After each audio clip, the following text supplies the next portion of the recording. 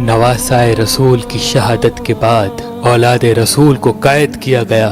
नबी की बेटियों को बेपर्दा करके कूफे और शाम की तरफ ले जाया गया। आगे आगे फौजे यजीद नाचती हुई जा रही है और पीछे पीछे रसूल अल्लाह की बेटियां नवासियां कैद होके बेवारिस व मददगार होके चल रही हैं। फौजे यजीद के हाथ में तमाम शहीदों के कटे हुए सर थे और वहाँ बगैर सर के जमीन करबला पे लाश बिखरे हुए थे। तारीख ने कह दिया कि बगैर कफन और दफन के 3 दिन तक रसूल अल्लाह के खानदान की लाशें जमीन करबला पे बिखरी हुई थी।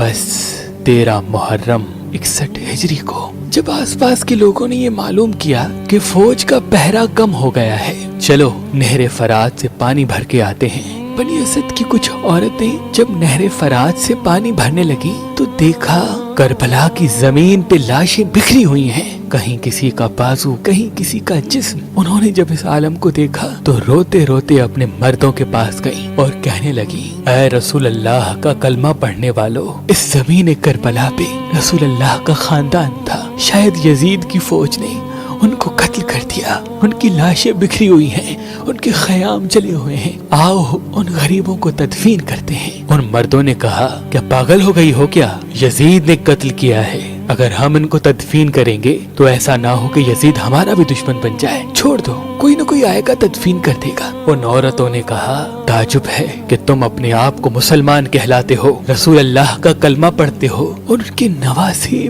बेटों के लिए ये मवद्दत रखते हो। क्या कहा था रसूल अल्लाह ने कि मैं अजरे रिसालत कुछ नहीं मांगता सिवाय इसके कि मेरी आल से मोहब्बत करो, मवद्दत करो। अगर तुम नहीं जाते न जाओ, हम जाएंगे रसूल अल्लाह के नवासे को तदफीन करने। बात जब यहाँ तक पहुँची तो उन मर्दों में से कुछ की गैरत जाग गई और वो औरतों के साथ जमीन करबला पहुँचे।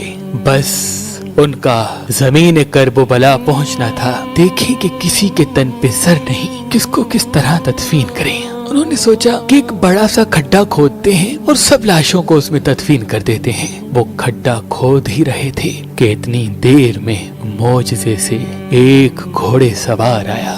उन्होंने समझा शायद कोई सिपाही है। पूछने लगे, कौन हो तुम?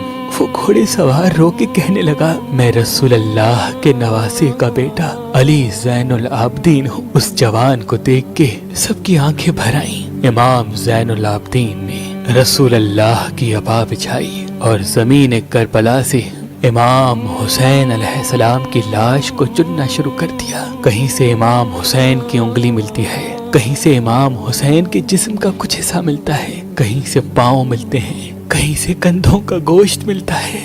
बस इमाम हुसैन की लाश के टुकड़ों को रसूल अल्लाह की अबा में जमा करते हैं और एक जगह जमीन को थोड़ा सा खोदते हैं तो वहाँ पहले से ही कब्र बनी होती है। इमाम हुसैन अलैहिस्सलाम को उस कब्र में तदफीन करते हैं और उनके साथ अपने भाई अली अकबर और अली असगर को भी तदफीन करते हैं और एक कब्र बना देते हैं। और वहाँ जो उन लोगों ने बड़ा सा खड्डा खोद दिया था, वहाँ दूसरे लाशों को तदफीन करते हैं और उस जगह को आज भी गंजे शहीदा कहा जाता है, जहाँ सबकी लाशें एक साथ दफन है। बस सब लाशें तदफीन हो चुकी तो किसी ने कहा, एक लाश रह गई। ये देखो, एक कोई बूढ़ा साहबी है, इनको हमने तदफीन नहीं किया। इमाम सज्जाद रो के फरमाने लगे, ये हबीब इब्न मज़ाहिर है। अल्लाह ये चाहता है कि इसकी लाश ऐसी जगह दफन हो जहाँ जब भी कोई इमाम हुसैन के पास आए तो इनको सलाम करके आए। फिर आपने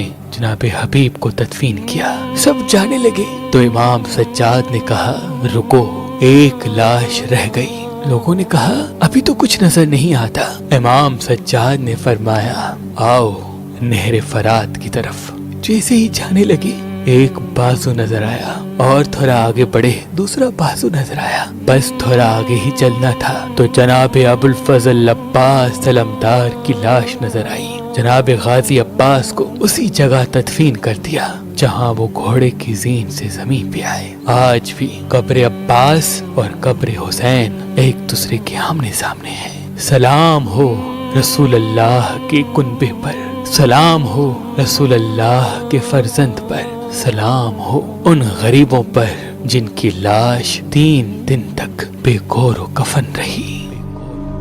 अल्लाह के वली हजरत शाह शम्स तबरेज ने फरमाया कि हुसैनी अकीक पहनने से नजर, तावीज, जादू इंसान पे असर नहीं करते और इंसान के कामों में रुकावटें खत्म होने लगती हैं। तो अभी हमारी वेबसाइट मेहरबानी.com पे आएं और ये पत्थर हासिल करें। आप अपना लकी पत्थर हमारी एप्लीकेशन जो गूगल प्ले स्टोर और आईफोन ऐप स्टोर पे मौजूद है उनसे भी हासिल कर सकते हैं। मजीद मालूमात के लिए हमारे नंबर पे कॉल करें। अल्लाह आपको सलामत रखे, अल्लाह आपको सलामत रखे।